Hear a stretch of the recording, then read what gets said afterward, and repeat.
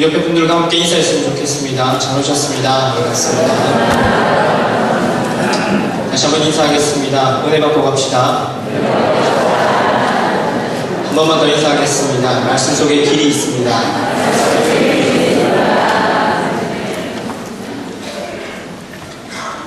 저를 처음 보시는 분들이 계실 것 같아서 이 교회에서 사역하고 있는 부목사 김진광 부목사입니다.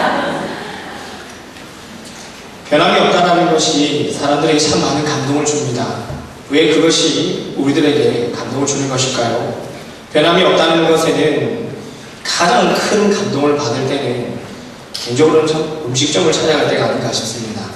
수년 전에 찾아갔던 그 음식점 메뉴판에 수년 전에 적혀 있었던 동일한 가격이 내가 다시 보게 될 때, 근데 그 가격을 보면서 참 감동을 받으면서 정말 대단하다라는 것을 생각하지만 여기서 끝이 아니죠.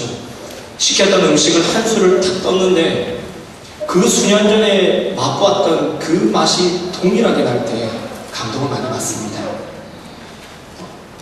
우리가 신실하다라는 것은 성경에 나타나는 굉장히 어려운 개념이 아닙니다.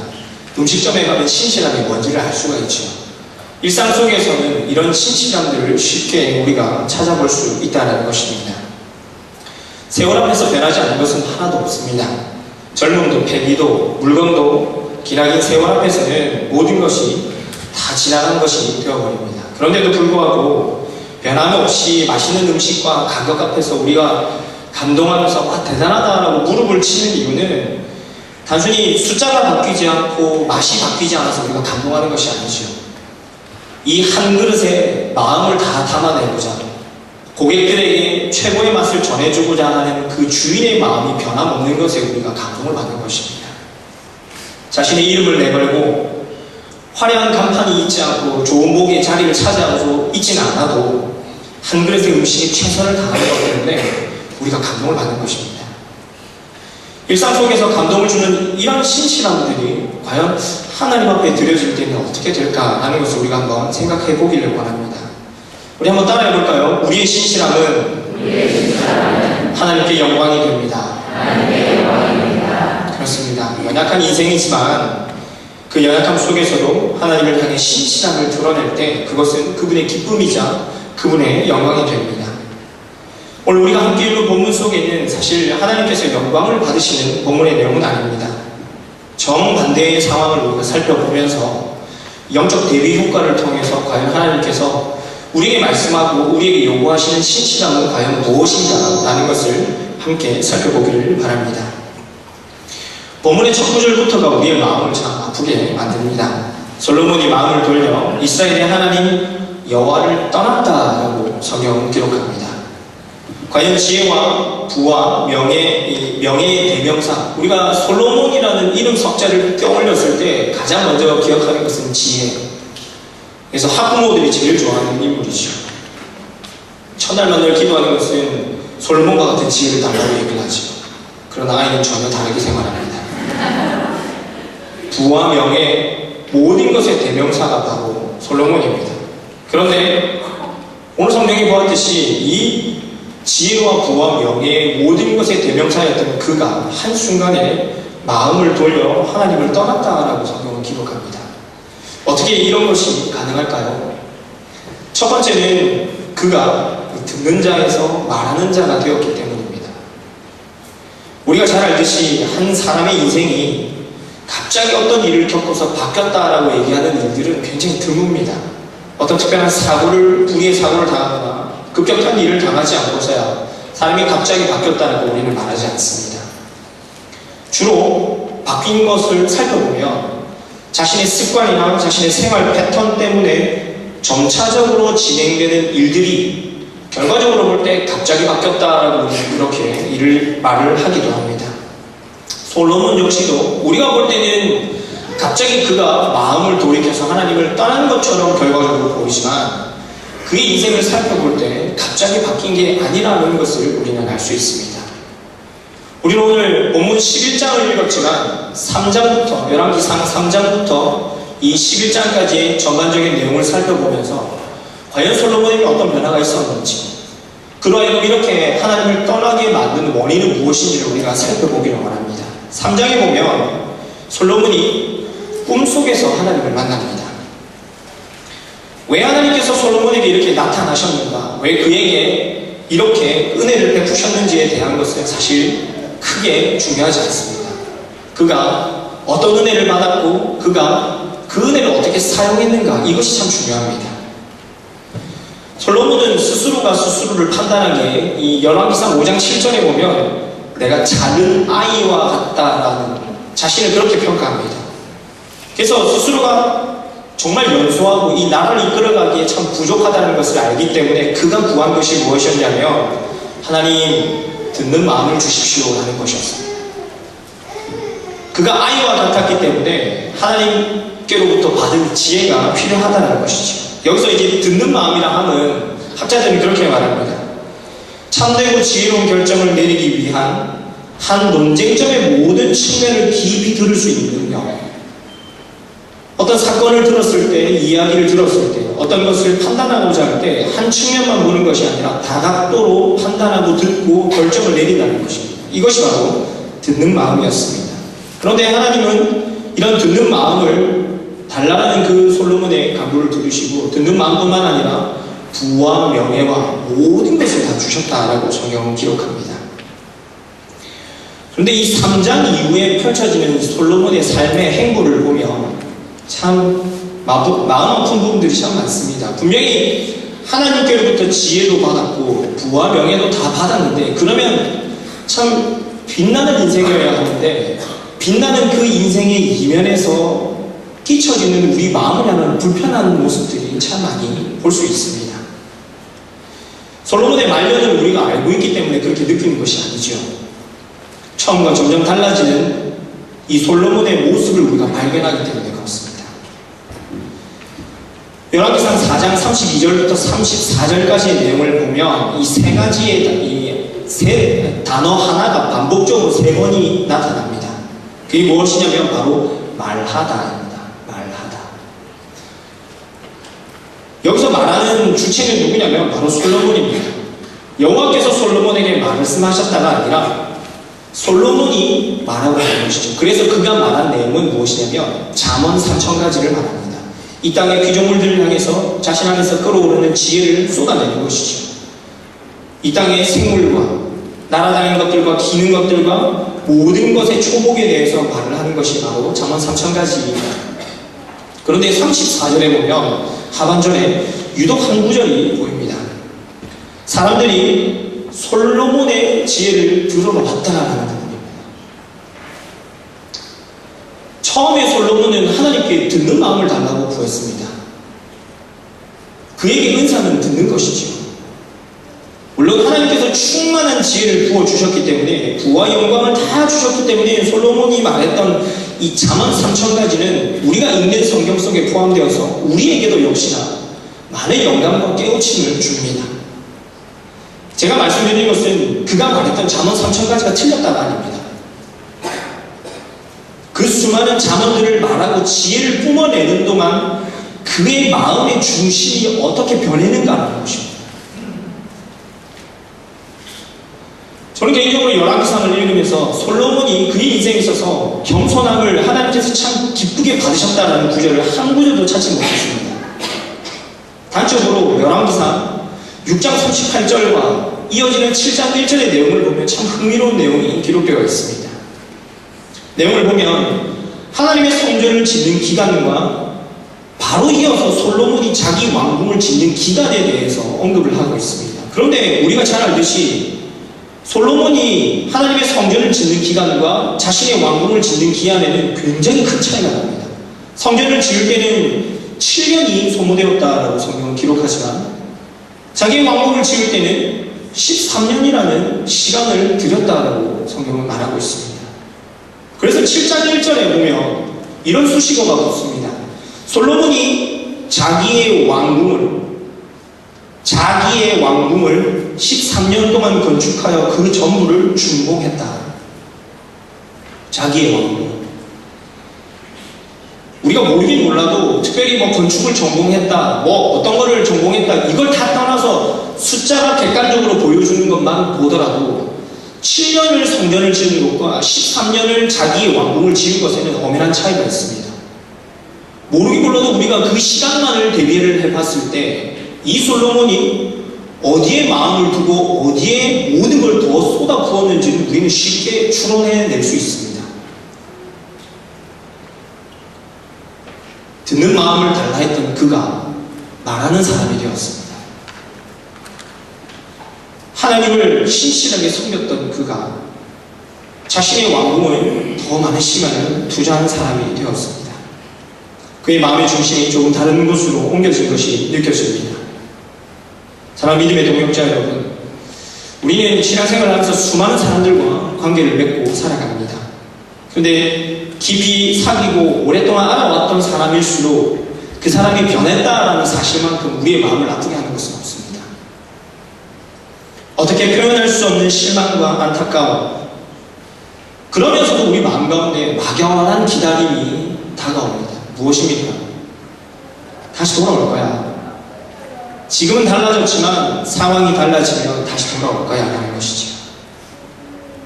그런데 이런 아픔들은 우리가 사람과 사람을 대면할 때만 일어나는 것이 아니라 어쩌면 하나님께서 우리를 바라보실 때 매 순간마다 느끼고 계신 감정일지도 모른다라는 것입니다.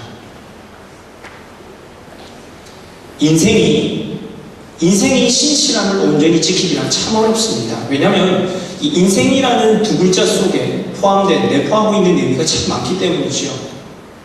인생은 유한하고 지치고 쓰러지고 넘어지고 수많은 시험들 때문에 포기하는 모습들이 참 많습니다.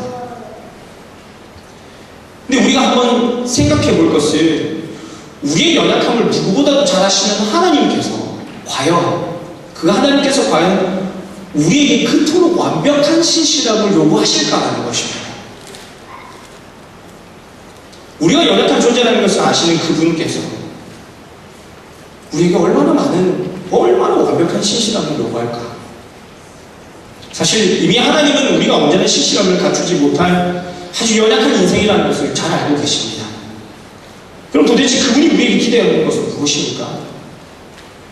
우리가 넘어지고 쓰러졌을 때 다시금 하나님께로 돌아가고자 하는 갈급함들, 내가 하나님 앞에 신실함을 드리지 못했을 때 애통하는 마음, 하나님 나 다시 돌아가고 싶습니다. 나는 하나님의 사람입니다 라고 울부짖으며 주님 앞에 일어서는 그 모습을 하나님은 더 원하신다는 것입니다. 우리의 중심이 삐걱이면서 다른 곳으로 옮겨지는 일은 한순간에 일어나지 않습니다. 처음 하나님께서 베푸신 은혜를 붙들려고 살아가려고 하지만 세상의 수많은 녹록지 않은 풍파와 여러 가지 환경을 겪으면서 우리는 나도 모르게 내가 선 그곳에서 조금씩 물러나기 시작합니다. 근데 문제는 조금씩 물러나는 것이 아니라 이 조금씩 물러나는 것을 내가 그다지 심각하게 받아들이지 않는다는 것이 문제입니다. 이 조금이라는 것, 이 아주 아무것도 아닌 이 일이 나를 심각하게 위협할 것이다라고 단 한 번도 생각하지 않는 것이 우리에게 너무나도 큰 문제라는 것이죠. 우리가 음식점을 다니다 보면 간판이 떨어져 있고 사람이 허름하고 이래서 우리가 충격받는 거 아닙니다. 그냥 찾아갔는데 서빙하는 사람이 불친절하게 대한다든지 말 한마디 눈빛 하나 먹는데 불순물이 나오는 거 아주 사소한 것이죠. 하지만 그 사소한 것 때문에 음식점이 결국 어떻게 됩니까? 단골 손님을 잃어버리고 사람들은 그곳을 더 이상 찾아가지 않습니다. 사람에게 실망한 것도 마찬가지고 우리의 신앙도 마찬가지입니다. 아무것도 아닌 일인데 결국은 그것이 우리에게 위협적으로 다가올 때가 있다는 것입니다. 예배 시간에 조금 늦는 거 별거 아닙니다. 주위의 사람과 약간 불편한 관계를 맺은 채 적당한 거리를 유지하면서 살아가는 거 이거 별거 아닙니다. 십자가 앞에서 해결받지 않아도 될 만큼 어느 정도의 그냥 잘못, 이 정도면 괜찮을 거야 라고 생각하는 것을 그냥 품고 살아가는 일들, 하나님 앞에서 연약함을, 하나님 난 연약합니다, 나는 인간입니다, 아시지요 이 연약함을 방패 삼아서 하나님 앞에서 행하지 않는 믿음의 행위들, 누가 뭐라고 해도 그 모든 것들은 우리 신앙생활에 큰 타격을 주지 않는 것처럼 보입니다. 하지만 이 일들이 우리 안에 하나 둘 쌓여갈 때 점점 우리가 중심을 잃어가게 된다는 것입니다.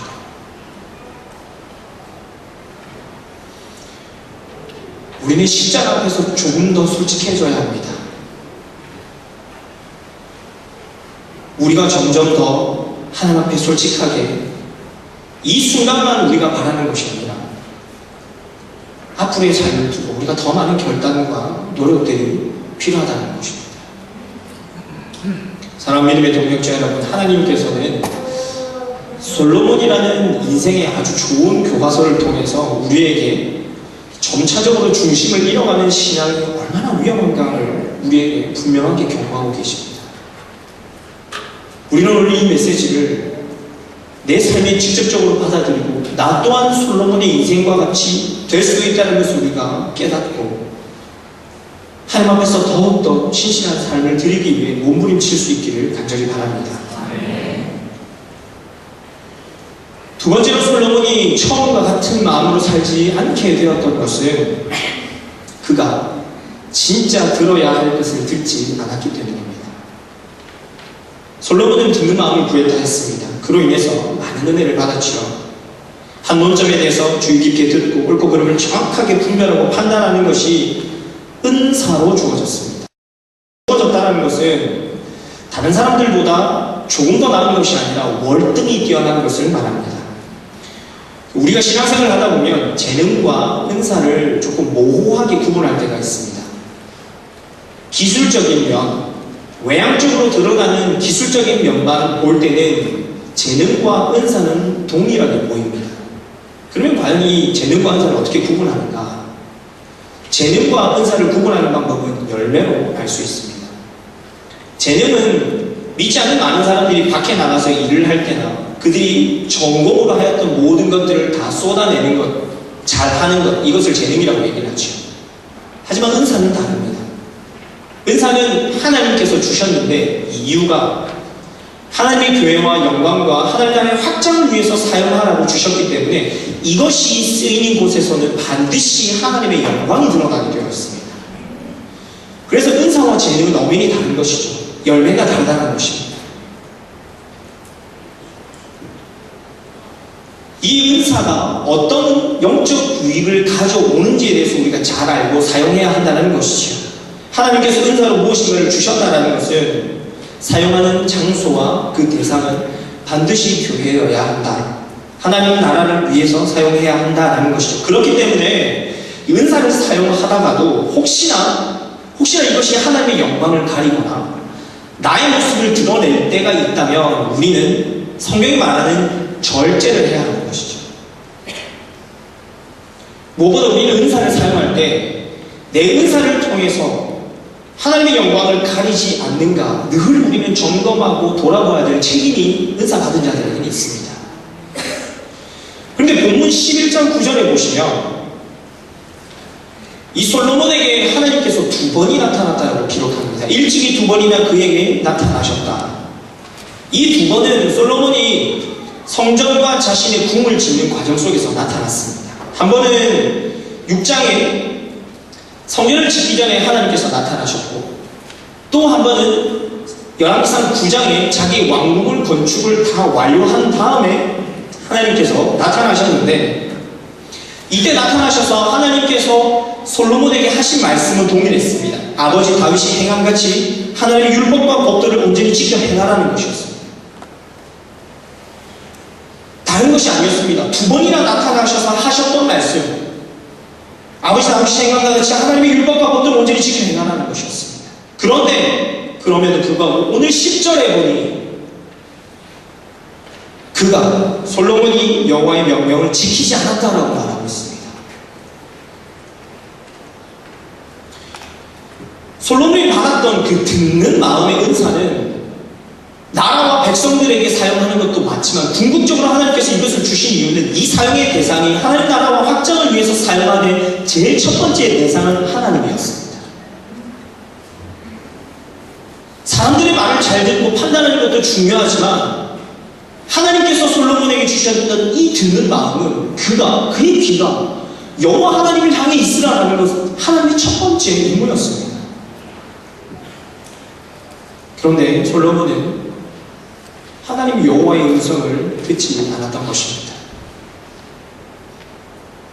세상의 많은 이치와 경험과 실력을 갖추었다 하더라도 하나님께서 찾으시는 분은 내가 다 알고 수많은 경험을 가졌다 한들 내가 한 번을 결정하고 내가 한 번을 걸어가더라도 주님과 함께 논의하고 주님과 함께 고민하고 주님 안에서 결정하는 자, 하나님의 결정례를 주시는 것이 비록 더디게 가더라도 그 더딘 것에 내 발걸음을 맞출 수 있는 사람을 오늘 하나님께서 찾으신다는 것입니다.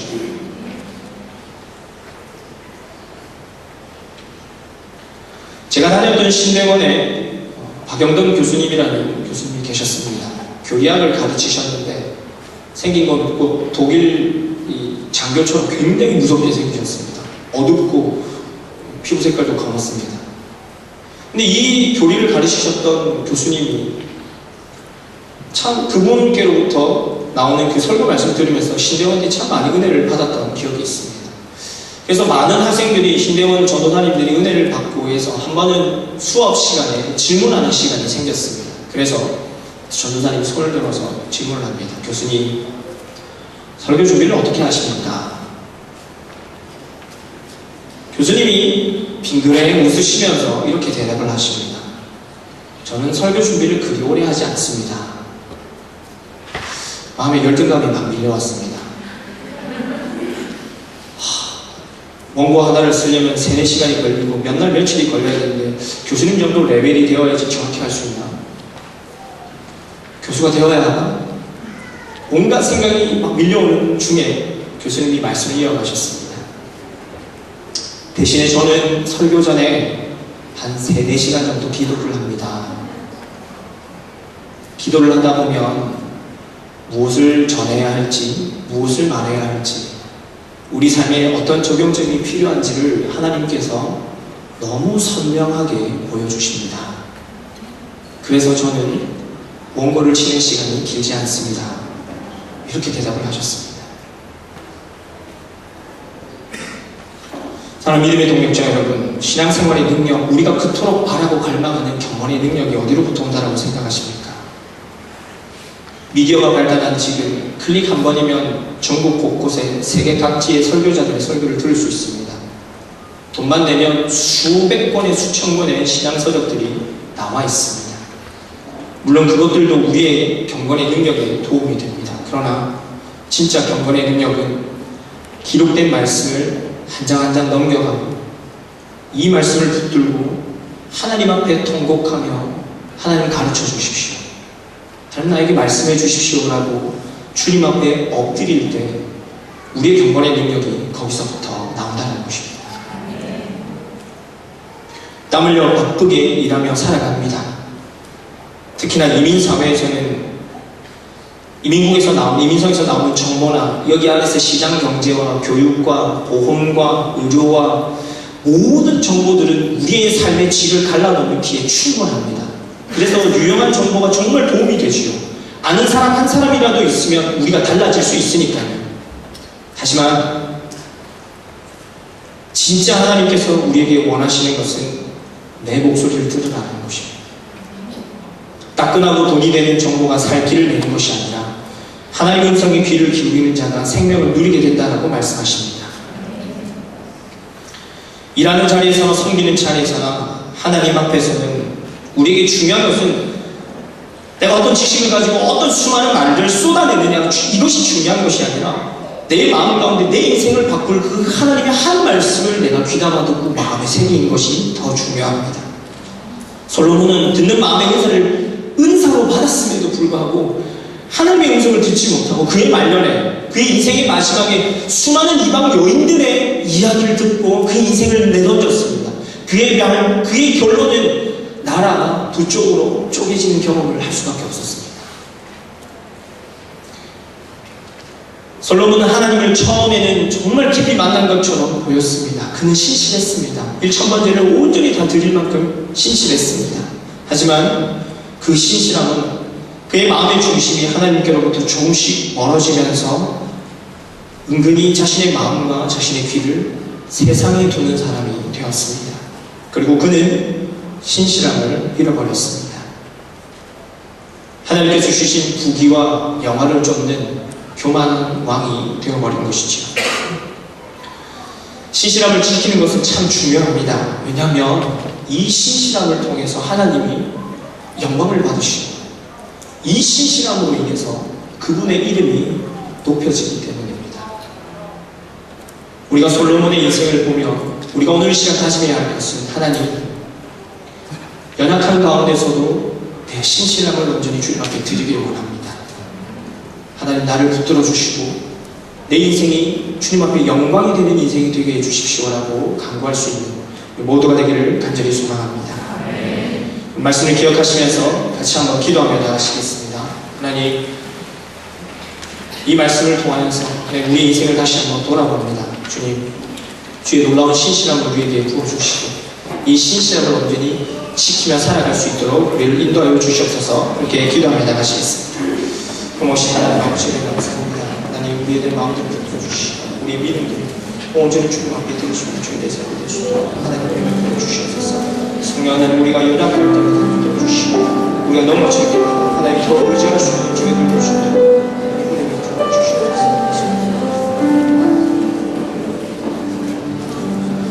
사랑의 하나님, 연약한 인생이기에 더욱더 주님 앞에 간구합니다. 하나님, 우리가 신실함을 지켜나갈 수 있도록 우리를 강하게 붙들어 주시옵소서. 세상과 타협하지 않도록 주님 도와주시고 세상의 많은 정보들의 귀 기울이기보다 우리가 하나님의 음성에 더 귀 기울이는 백성 되게 하여 주시옵소서. 감사드리며 예수님 이름으로 기도드립니다.